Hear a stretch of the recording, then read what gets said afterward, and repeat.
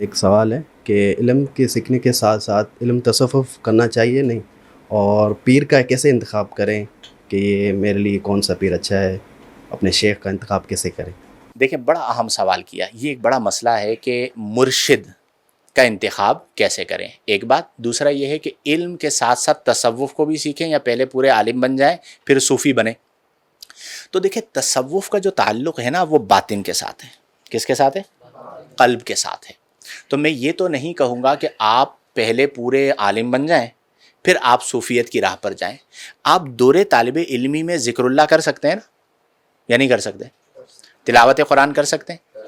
ٹھیک ہے. اللہ والوں کے احوال کو، مکاشفت القلوب کو، قوت القلوب کو، رسالہ قشیریہ کو پڑھ سکتے ہیں نا خارجی ٹائم نکال کر. تو آپ دورے طالب علمی میں ہی اپنی درسی کتابوں کے ساتھ ساتھ ایک آدھ دینی جو تصوف پر مشتمل کتاب ہے اسے پڑھتے رہیں. سمجھ میں آ رہی ہے؟ تو اس سے کیا ہوگا، آپ کو ایک علم کا شغف تصوف کے اعتبار سے وہ ملتا رہے گا.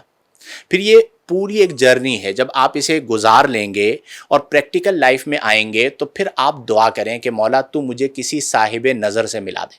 مجدد الفسانی رحمہ اللہ نے تو یہاں تک بیان کیا کہ اگر کوئی مرید ہمارے پاس آتا ہے بیعت ہونے کے لیے تو اس کو اس وقت تک بیعت نہیں کیا جاتا جب تک کہ استخارہ نہ کر لیا جائے. اور اس کی وجہ بیان کرتے ہیں کہ ہم استخارہ کر کے اللہ سے اس بات کو جانتے ہیں کہ یہ جو بندہ میرے پاس آیا ہے اس کا روحانی حصہ اللہ نے میرے پاس رکھا ہے یا نہیں رکھا.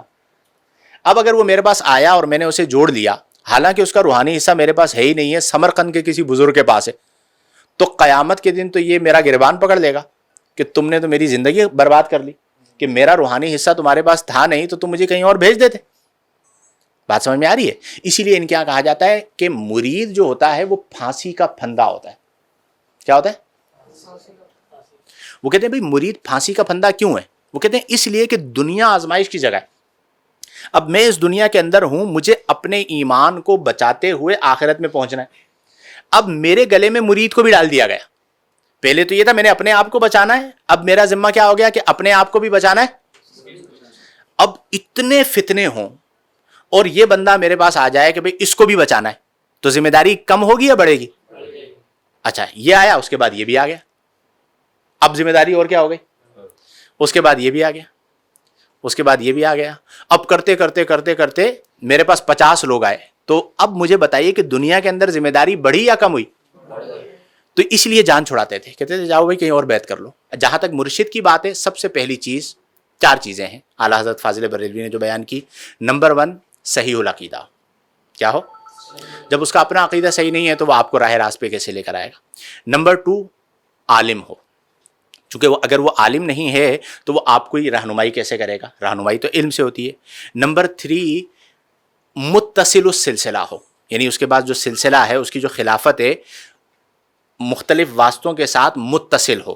ٹھیک ہے، درمیان میں انقطاع نہ ہو، خلافت درمیان میں منقطع نہ ہوئی ہو، تیسری شرط. اور چوتھی شرط یہ ہے کہ وہ فاسق معلن نہ ہو، یعنی اعلانیہ طور پر فسق کرنے والا نہ ہو. اب جیسے بعض بڑے بڑے پیر بنے بیٹھے ہیں، داڑھی منڈے ہیں، اب داڑھی رکھنا واجب ہے تو یہ اعلانیہ فسق ہے.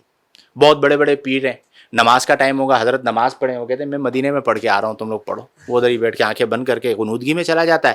جاہل مرید بولتا ہے حضرت صاحب تو ابھی جو ہے نا وہ مقام ہاہوت سے ہو کے آ رہے ہیں. ٹھیک ہے. کچھ زیادہ اندھے ہوتے ہیں وہ کہتے ہیں مقام لاہوت سے ہو کے آ رہے ہیں، عالم لاہوت سے ہو کے آ رہے ہیں. ٹھیک ہے. کچھ زیادہ ہوتے ہیں وہ کہتے ہیں عالم ملکوت سے آ رہے ہیں ڈائریکٹ. ٹھیک ہے.